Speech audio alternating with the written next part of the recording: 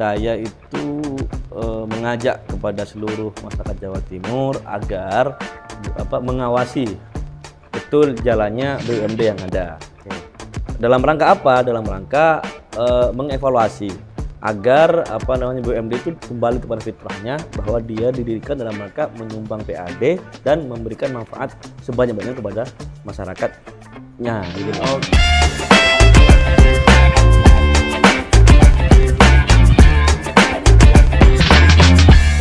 Halo Empower, balik lagi di podcast Suara Rakyat. Kali ini sama saya Fanhar.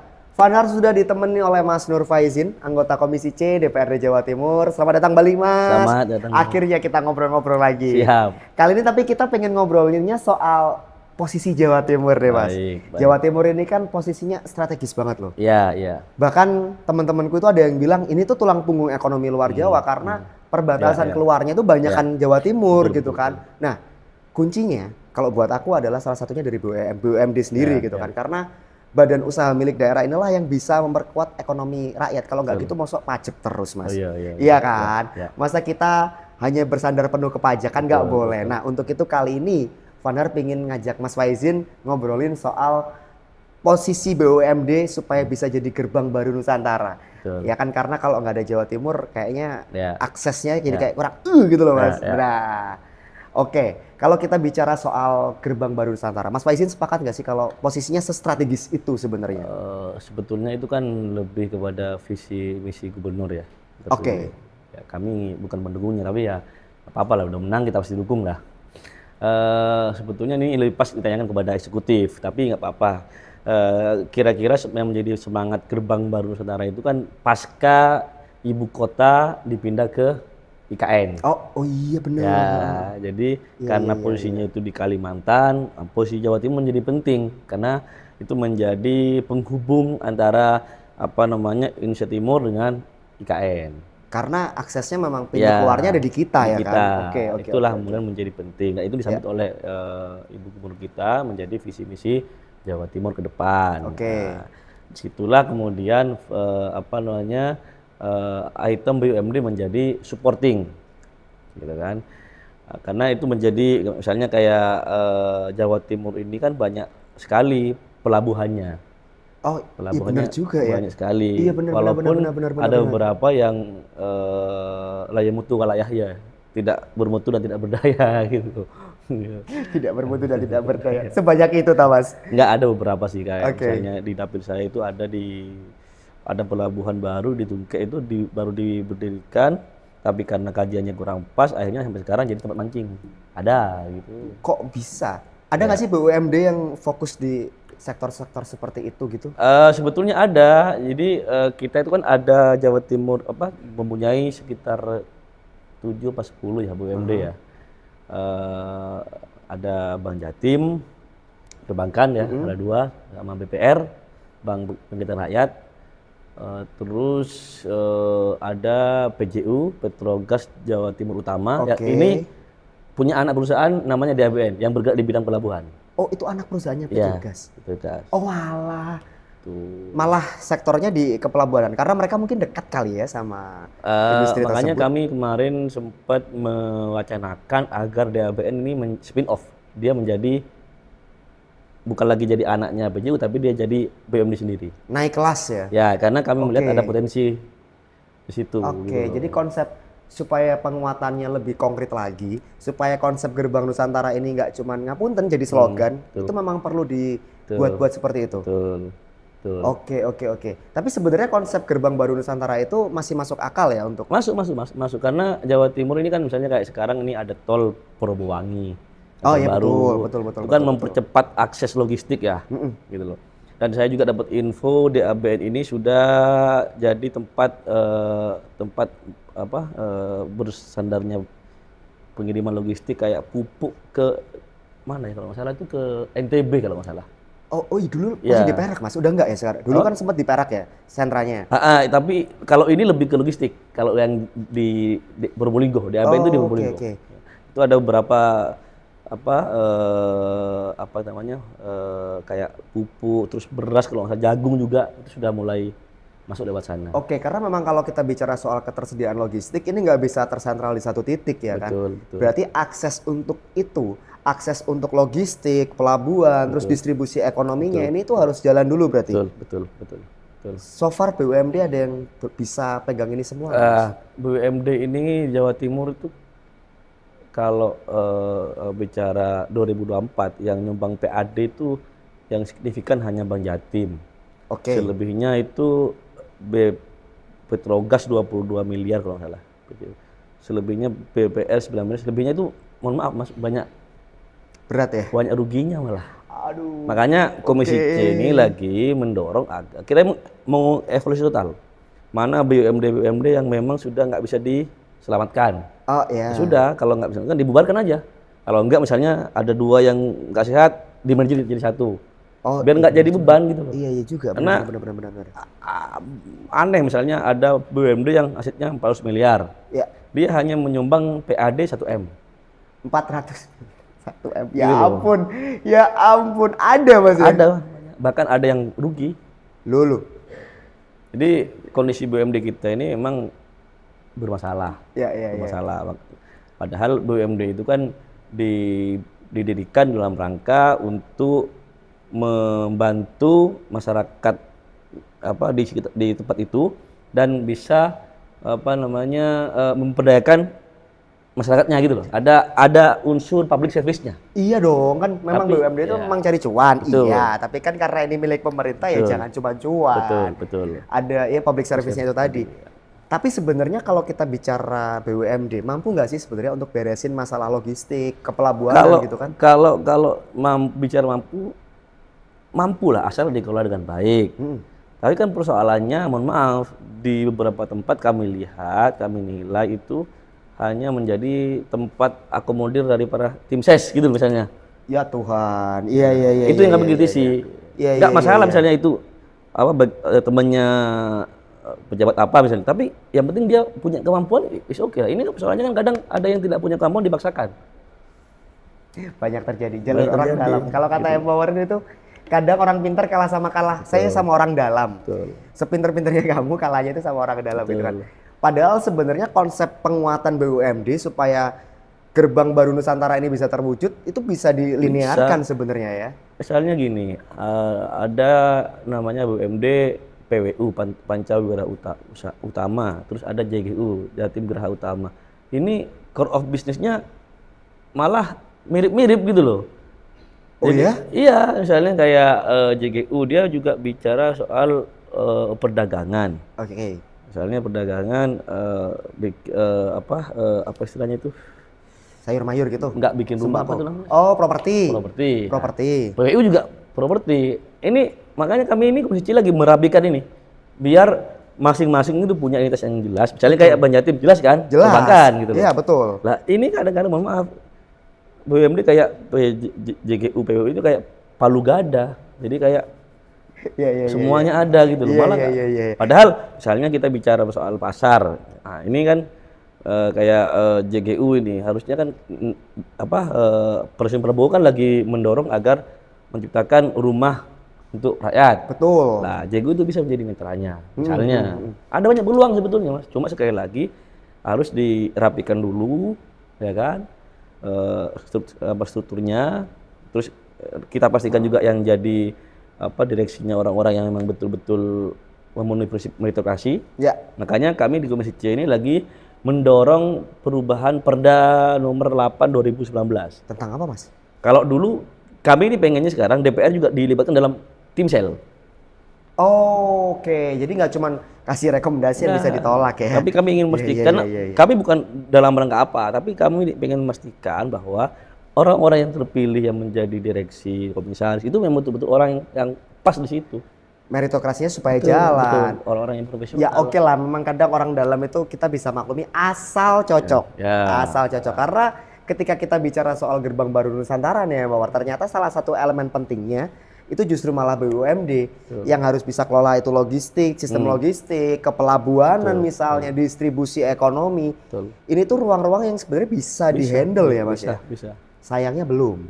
So far deh teman-teman Komisi C sudah melakukan apa saja Mas? Ya, kita bicara pilgub gitu kan, beda-beda pilihan. Tapi Betul. ketika yang menang mana kan siap support kan. Harus. Nah, ini kan salah satu bentuknya tadi kan Mas Faizin sudah bilang kita sudah dorong. Nah, dorongnya ini kayak gimana dorongnya? Ya tadi misalnya kami lagi mengevaluasi karena ada beberapa BUMD yang ruang lingkupnya sama. Oke. Ada BUMD yang misalnya sudah nggak bisa ditolong. Ya udah kalau emang nggak bisa ditolong, ketimbang dia kemudian masih minta suntikan dana, itu malah merugikan kita, yang mending dibubarkan aja. Oke. Atau ada yang sudah mulai mutu lahir tadi, ada 2 misalnya, ya udah digabung. Di merger aja sekalian gitu ya. Tapi ada juga yang berpotensi, kayak tadi misalnya DABN. Dia potensial gitu loh. Makanya kami lagi mewacanakan agar dia menjadi BUMD sendiri, tidak lagi menjadi anak dari PCU. Supaya mereka bisa lebih berdaya. Lebih berdaya, lebih bisa berlari.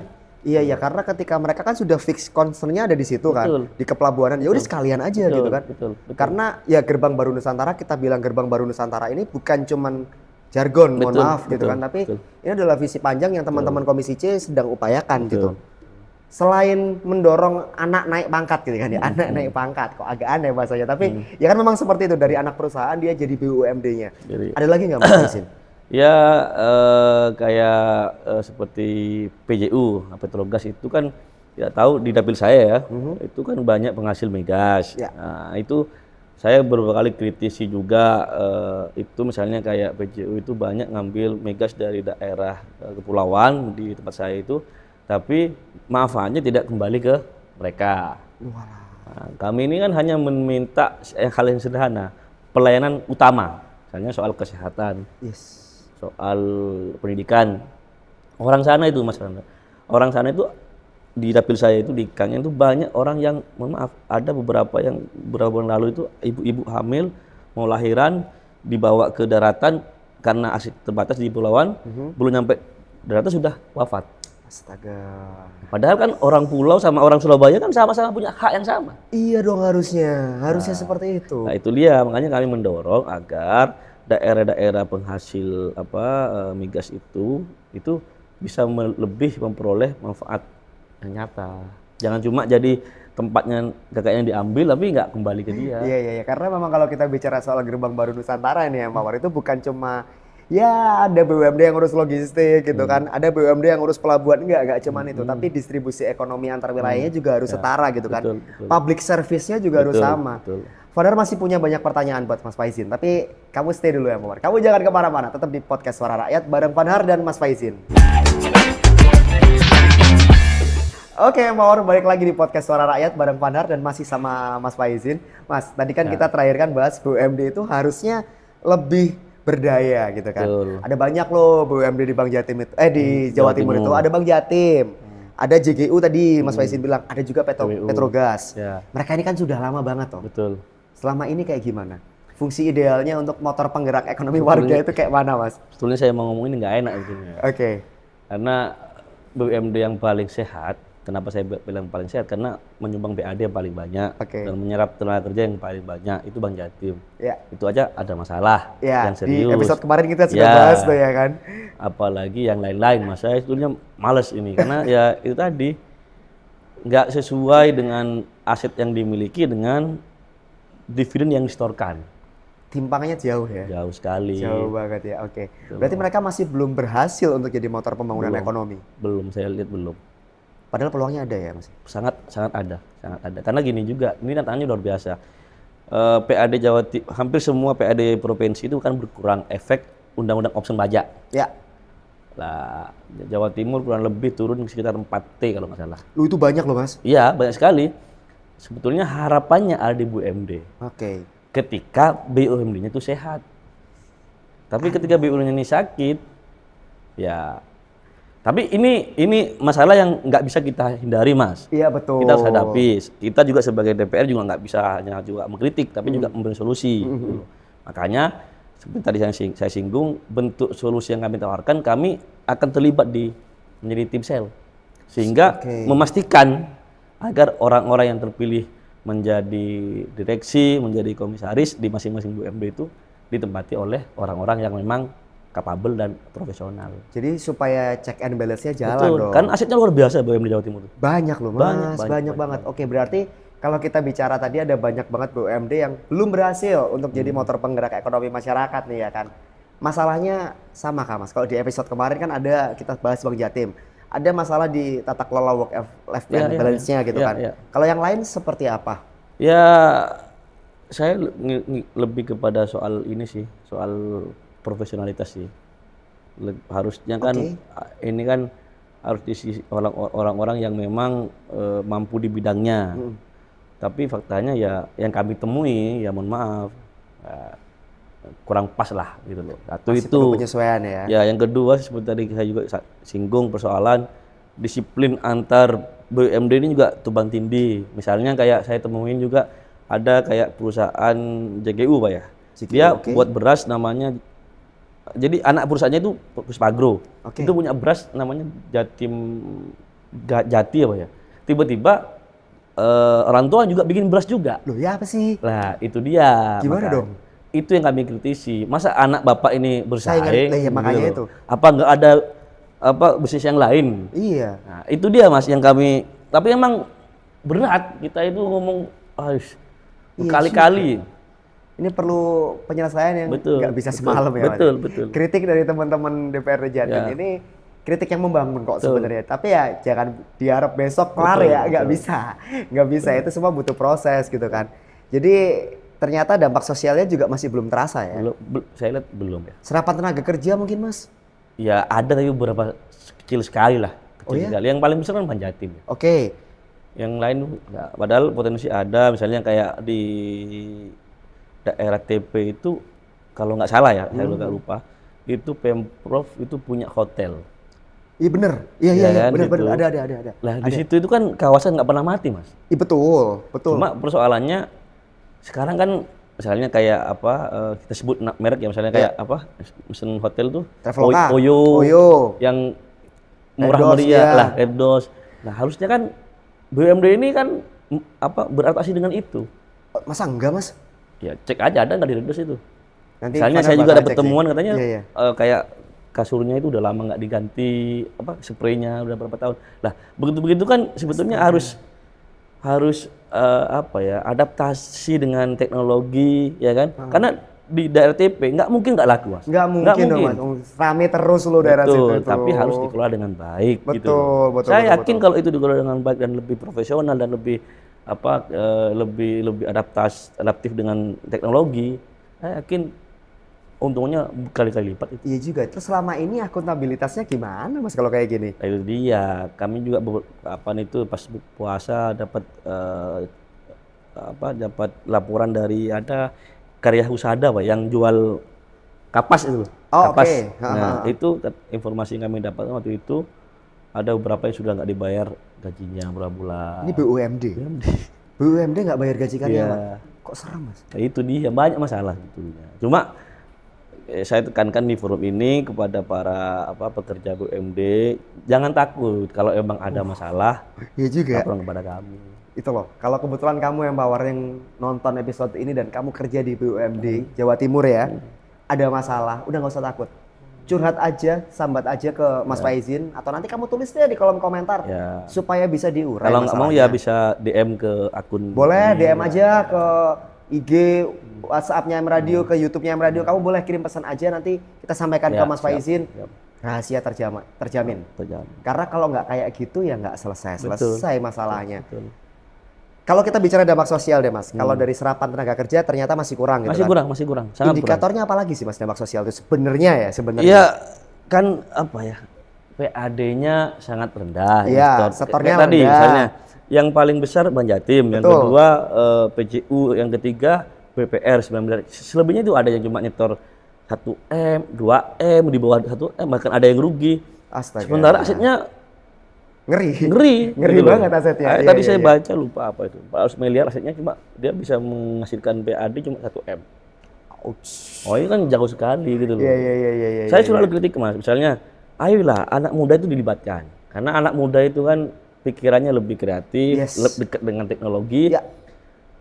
Dengan teknologi itu kan bisa men-shortcut masalah-masalah yang sebelumnya terjadi. Betul. Misalnya kayak tadi misalnya kayak di BUMD itu punya perusahaan Mulia Asri jualan air. Oh, ada? Ada. Saya nggak pernah dengar. Ada di Pasuruan. Oke. Dan itu kan rugi Pak ya. Kan ini juga kita jual air kok rugi gitu. Lah ya itu makanya. Ya kan kita pasti jalan lari lah misalkan pasti beli air. Ada kendala katanya di soal marketing. Saya bilang nggak usah.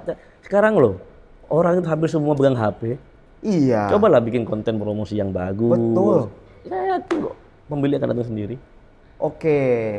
Jadi ini masih panjang ya sebenarnya PR-nya nih. Kalau kita bicara BUMD potensial loh buat jadi indikator pendukung utama dari Gerbang Baru Nusantara. Tapi sayangnya kok ya masih kurang optimal gitu kan.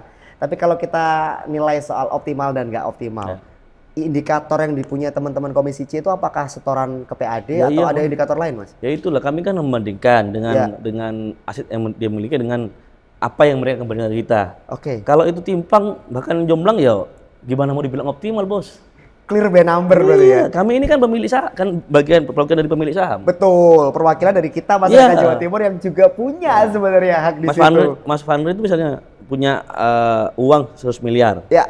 Tapi dia misalnya setahun cuma nggak sampai 1 miliar, pasti dievaluasi dong. Ya, marah lah saya. Sama. Kok bisa? Ini 100 miliar baliknya nggak sampai 1 miliar ini loh, kok bisa kan gitu kan. Jadi memang indikatornya nggak lain dan nggak bukan by number. Iyalah. Vandar sih tertarik sama kalimatnya Mas Faizin tadi nih. Ayo libatkan anak-anak muda di BUMD. Belum dah Mas? Iya bilangnya sih, tapi faktanya juga belum. Kan kalau anak muda pasti konsekuensinya perusahaan itu akan lebih lari gitu ya. Akan lebih lari, akan lebih kreatif mencari pasar gitu. Tapi faktanya saya waktu itu misalnya bilang ada perusahaan yang kayak tadi Siropen itu. Kami punya IG kok, tak cek followernya berapa. Bahkan berapa? Ratusan. Bahkan waktu itu saya cek apakah ibu follow itu. Enggak. Lu kok bisa? Astaga, lu. Ini berarti, wah ini kalau, saya kan pernah di startup nih Mas ya. Itu kalau di startup udah salah tuh. Kok bisa kamu nggak follow akun IG perusahaan? Lah, iya. Kalau kita sendiri enggak, mana orang lain, Bos? Iya juga. Kalau kita sendiri nggak mau pakai barangnya, nggak mau follow akunnya, bisa berharap apa? Oh walah, oke. Padahal airnya tuh enak loh, Mas. Siropen tuh airnya enak. Oh iya, aku pernah minum kalau air siropen. Iya. Cuma kan padahal misalnya pasar ya, nggak usah jauh-jauh lah. Jualan aja sama pegawai Pemprov. Iya betul. Ya kan, itu jelas pasarnya kok. Yang penting kan tidak yang nggak boleh kan monopoli. Tapi kan misalnya kita minta 30%, belinya ini nggak masalah. Gitu loh. Oke. Nah, itu dulu yang diselesaikan, baru kemudian berjualan kepada orang lain. Nah ini jadi PR-nya ternyata sekompleks itu. Kompleks banget dan pelibatan anak muda itu penting. Tapi siapa tahu anak mudanya sudah ada, tapi keganjel tata kelola. Bisa jadi kan juga. Kalau hadap-hadapan sama yang lebih senior, lebih sepuh itu kan ada sungkan-sungkannya tuh. Kita mau lari, yang diajak lari nanti jatuh, ya kan. Padahal masih jadi punya banyak pertanyaan nih ke Mas Faizin, karena kalau kita bilang Gerbang Baru Nusantara, meanwhile tonggak utamanya nih, BUMD-nya nih, itu belum siap. Nah ini kan berarti PR-nya banyak sekali. Kamu jangan kemana-mana deh, Empower. Kamu stay terus di episode kali ini, Podcast Suara Rakyat, bareng Vanhar sama Mas Faizin. Kita bakal ngobrol-ngobrol lebih panjang lagi, jangan di mana-mana. Balik lagi sama Vanhar Empower di Podcast Suara Rakyat, masih bareng-bareng sama Mas Faizin. Tadi kan kita sudah bahas masalahnya nih Mas. Nanti kalau kita nggak kasih solusi katanya lah kok ngeritik tok gitu kan. Tenang. Saya mau nanya nih sekarang ke Mas Faizin. Solusinya nih Mas, dari sisi legislasi lah, bidangnya Mas Faizin nih. Supaya BUMD itu bisa berdaya dan bersaing lah ya. Gimana? Mumpung ini kita lagi membahas Raperda ya. Kita lagi membahas Raperda soal BUMD. Kami di forum podcast ini di Suara Rakyat, betul. Kami minta pandangan dari rakyat Jawa Timur, hal-hal apa yang sekiranya menjadi masukan. Wow, jadi supaya nggak dipikir sendiri. Iya, nggak gini Mas, karena kadang kita itu juga nggak boleh mentang-mentang anggota dewan seolah-olah yang paling tahu. Semua, gitu. Saya yakin ada banyak pandangan yang kritis, ada pandangan yang konstruktif dari masyarakat Jawa Timur, entah dari pegawai BUMD-nya sendiri yang mungkin itu perlu dimasukkan dalam perda baru ini. Wih, ini kamu udah diajak kolaborasi loh Empower, karena Mas Faizin sebagai anggota Komisi C sadar itu nggak bisa sendirian. Betul. Butuh kamu terlibat juga, butuh kamu urun rembuk juga. Karena kan kalau sendirian ya berat loh Mas. Berat. Ini Masalah kan sebanyak itu. apa namanya zaman kolaborasi ya. Iyalah, zaman kolaborasi nggak bisa semua dipikir sendiri. Jalurnya lewat mana nih Mas kalau kayak gitu? Kalau saya kan tadi saya bilang, saya punya beberapa akun medsos yang open, silakan itu bisa DM saya. Terbuka kok gitu loh. Atau Aman bisa ya? main ke kantor juga. Boleh tak Mas? Boleh aja. Saya misalkan saya nggak ada janji sama siapa-siapa nih. Nggak Saya mau urun rembuk nih. Diarahin nanti ya. Bisa kok. Bisa kok ya Mawar. Jadi kantor DPRD Jatim itu bukan area eksklusif ya. Betul. Itu justru malah kamu mau main-main ke sana, kamu mau kasih urun rembuk di sana. Mau demo juga gitu nggak kan. apa-apa. Oh boleh. Boleh aja. Boleh ya. Oke. Kita temuin nanti. Tapi kalau kita bicara soal yang itu tadi kan yang akan disiapkan, yang sudah Mas. Yang sudah seperti tadi saya bilang apa namanya? Kami lagi tadi dulu yang memasukkan poin bahwa kami harus terlibat. Oh iya. Karena itu bentuk pertanggungjawaban kami sebagai lembaga yang berhak mengawasi. Ini uang rakyat, 1 sen pun harus diawasi kemana larinya betul. Gitu loh. Nah, terus juga kami juga beberapa kayak misalnya ada BUMD yang sebetulnya potensial, kami pengen angkat itu menjadi lebih naik lagi, misalnya dari anak menjadi BUMD-nya mandiri supaya jadi organ yang mandiri gitu lah ya. Oke. Fadar jadi kepikiran ketika kita bicara BUMD di Jawa Timur, apakah mereka itu sebenarnya sudah saling sinergi supaya ekosistemnya jadi oke, mereka siap bawa Jatim jadi gerbang baru Nusantara atau belum? Itu juga PR Mas. Tadi itu kan PR saya juga ya? sampaikan, tadi saya singgung. Ada anak perusahaan dengan orang tuanya aja saingan jual beras. Adalah harusnya kan sinergis. Iya juga ya. Benar juga itu. Memang memang ada banyak persoalan yang kuat, yang mengakar, tapi saya yakin kok dengan kritik yang membangun dan zaman yang sudah berubah, mereka harus mau nggak mau harus adaptif. Nah, kalau kayak gini nih berarti nggak bisa teman-teman DPR sendiri dong. Betul. Dari merekanya juga dong. Betul. Kayak semacam reformasi SDM lah ya jatuhnya ya. Update diri, digitalisasi. Betul. Kalau seperti itu dorongnya gimana Mas? Kan gini Mas, kadang misalnya kayak sekarang ada banyak produk misalnya ya, yang sebetulnya kurang baik, kurang enak misalnya, tapi karena kemasannya bagus, marketingnya bagus, akhirnya menjadi viral dan akhirnya laris. Iya. BUMD Jawa Timur ini kayak misalnya tadi saya sebut ada yang jualan sirup, ada jualan air. Saya tahu sendiri itu bagus sebetulnya, produknya enak. Gitu. Ada es balok juga di Pasuruan, tapi karena mungkin ya cara jualnya yang masih ketinggalan zaman atau tidak mau kan gini, sekarang zamannya digitalisasi. Ya. Marketing itu tidak perlu orang. Iya, bisa lewat bot kan? Iya. Misalnya kita bayar ke TikTok, FB. Iya. Mereka sendiri yang akan mengkampanyekan. Betul. Gitu loh. Nah, sebetulnya gampang sekarang. Cuma sekali lagi goodwill-nya itu. Susah loh itu. Goodwill itu kata yang kita ngomong enak, tapi prakteknya nggak semudah itu. Kalau kita bicara reformasi SDM, Vanar sih mikirnya ekstrimnya nih Mas ya. Direksinya ganti baru, yang kemarin-kemarin yang bikin ribet, yang bikin mampet, kita ganti. Kira-kira ada berapa direksi BUMD yang sudah waktunya diganti Mas? Ada banyak sekali itu. Sudah? Banyak sekali. Wow. Dan saya bukan memastikan ya, kami di Komisi C ini anak-anak muda. Iya. Kami terbiasa keras, dalam tanda kutip bukan keras ngawur ya. Iya, tapi kami detail melihat persoalan dan kami masih fresh. Tak pastikan direksi-direksi yang kerja lemut pasti akan kewalahan menghadapi kita. Ini sebenarnya pesan yang bagus loh dari Mas Faizin. Vanar kepikirannya gini, ketika partai-partai politik, politisi kan nggak semua muda kan. Betul. Tapi yang ditaruh di Komisi C, yang sinerginya sama BUMD itu ditaruh yang muda-muda, yang fresh-fresh. Loh kalau sininya aja udah mau, masa yang lain nggak mau? Betul. Saya kepikiran itu loh Mas. Betul. Saya baru sadar kayak, loh Berarti ini partai-partai politik aja sudah bertransformasi Iya, iya. untuk Ya. taruh orang-orang muda Ya. yang punya semangat Ya. fresh gitu kan di komisi yang ya ini bagian ngurusin BUMD. Berarti kan goodwill dari sisi sini sudah ada. Ya. Tinggal goodwill dari sisi Nah, lainnya. Nah, itu dia yang jadi masalah. Betul. Oke.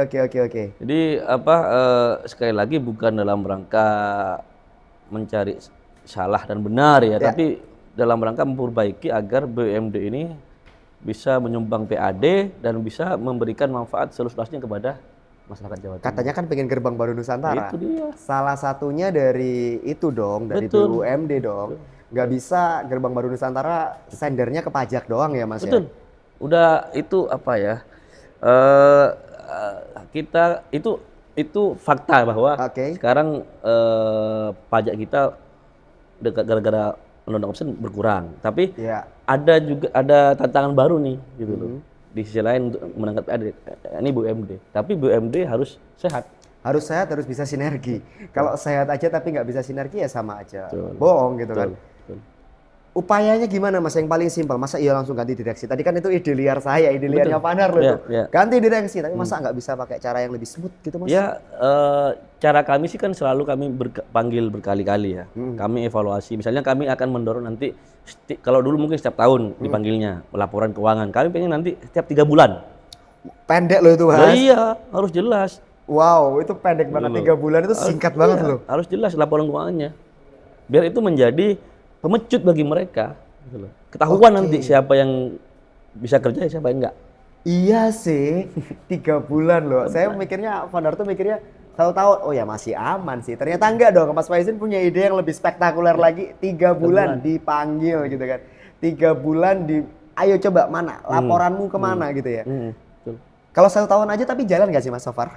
1 tahun ya. Buktinya kemarin ya kami lihat 2024 karena kami baru terpilih baru nanti tahun lalu ya 2024 itu kami lihat sangat tidak maksimal Mas setoran PAD-nya. Makanya 2025 nggak boleh ini terjadi terulang kembali. Semoga enggak ya. Semoga enggak. Kalau masih iya berarti urgensi untuk digitalisasinya, untuk reformasi SDM-nya berarti tinggi banget. Harus Mas, harus. Karena apa ya? Digitalisasi itu akan men-shortcut, misalnya gini, nggak perlu kamu punya modal yang banyak, tapi kamu punya kemampuan untuk mengolah. Nah, itu pasti akan membawa keuntungan yang banyak. Iya. Yang penting itu apakah kita mampu memaksimalkan yang kita punya. Betul. Ketika kita nggak punya ya jangan minta gitu kan. Kalau bisa ya cari gitu kan. Iya itu. Kami sekarang ini beberapa BUMD kan minta minta suntikan modal. Kami nggak kasih. Wow. Nggak kasih, karena kami pengen yang ada dulu dimaksimalkan, baru lu minta gitu. Kalau kamu tuh nggak berprestasi, ya jangan minta lagi dong. Ini kalau di kepalanya Fanar nih Mas ya, ketika mereka minta modal tapi nggak dikasih, posisi ketika mereka dikasih modal aja mereka nggak bisa optimal. Betul. Ini nggak dikasih modal lagi, nggak tambah. Lah iya, kami ini pengen yang asetnya yang ada dulu nih dimaksimalkan. Coba lihat sih gitu ya. Iya, jangan kemudian tiap tahun minta penyertaan modal tapi nggak pernah untung, malah rugi. Iya. Karena pertanggungjawaban kami kepada rakyat, Mas. Oke. Ya benar juga sih. Nanti kalau ada apa-apa dikritik lagi, salahnya DPR-nya lagi katanya gitu ya. Betul. Urgensinya seurgensi itu berarti sepenting itu, segenting itu untuk reformasi SDM. Betul, Mas. Karena itu tadi harapan kita salah satunya ketika PAD ini turun gara-gara undang-undang opsi pajak. Ya salah satunya ya BUMD. Nggak bisa enggak ya? Nggak bisa enggak. Ini kita nggak usah ngomong gerbang baru Nusantara dulu nih, tapi kita masih perbaiki dulu itu. Iya, jadi gerbang baru Nusantara itu adalah goals akhirnya ceritanya Pak War. Jadi untuk bisa Jawa Timur jadi gerbang baru Nusantara yang seutuhnya, nah ini butuh sisi-sisi dikuatkan. Betul. Bukan cuma pajaknya, jadi nggak kamu dikejar-kejar soal pajak. Ya kamu wajib bayar pajak, nggak boleh enggak. Itu tetap wajib, pajak kendaraan bermotor, PBB itu wajib tetap dibayar gitu kan. Tapi itu aja nggak cukup untuk jadi gerbang baru Nusantara, baik BUMD juga diperkuat gitu kan Mas ya. Reformasi SDM juga. Ya. Nah, pesan Mas Faizin untuk supaya kita bisa mewujudkan Jawa Timur yang jadi gerbang baru Nusantara nih. Gimana? Ya, sekali lagi seperti tadi saya bilang, saya itu mengajak kepada seluruh masyarakat Jawa Timur agar mengawasi betul jalannya BUMD yang ada. Dalam rangka apa? Dalam rangka mengevaluasi agar BUMD itu kembali kepada fitrahnya bahwa dia didirikan dalam rangka menyumbang PAD dan memberikan manfaat sebanyak-banyaknya kepada masyarakatnya gitu loh. Oke, ini bener banget sih Mas Faizin. Pandar sepakat. Ketika kita ingin mewujudkan Jawa Timur sebagai gerbang baru Nusantara itu nggak cukup kita cuma punya mimpi. Betul. Tapi sudah bagus punya mimpi, itu sudah bagus. Tinggal upayanya. Ayo kita bareng-bareng, kita kontrol bareng-bareng, kita awasi bareng-bareng karena langkah ini nggak bisa sendirian. Bu Gubernur nggak bisa sendirian, Bu Kofifa nggak bisa sendirian, teman-teman DPRD juga nggak bisa sendirian. Butuh kamu yang power. Jadi kamu wajib share episode ini kemana-mana. Kamu wajib komen ketika kamu punya masukan. Dan jangan lupa subscribe juga. Karena apa? Suara kamu, masukan kamu, pendapat kamu begitu berartinya buat Mas Faizin, buat teman-teman Pemprov Jatim juga yang power. Sampai jumpa di podcast Suara Rakyat berikutnya. Fandar pamit, Mas Faizin pamit. Terima kasih Mas Faizin. Ini diskusi yang seru banget nih soal BUMD, ternyata sepenting itu buat jadi gerbang baru Nusantara. Thank you Empower, sampai jumpa di episode-episode selanjutnya. Bye-bye.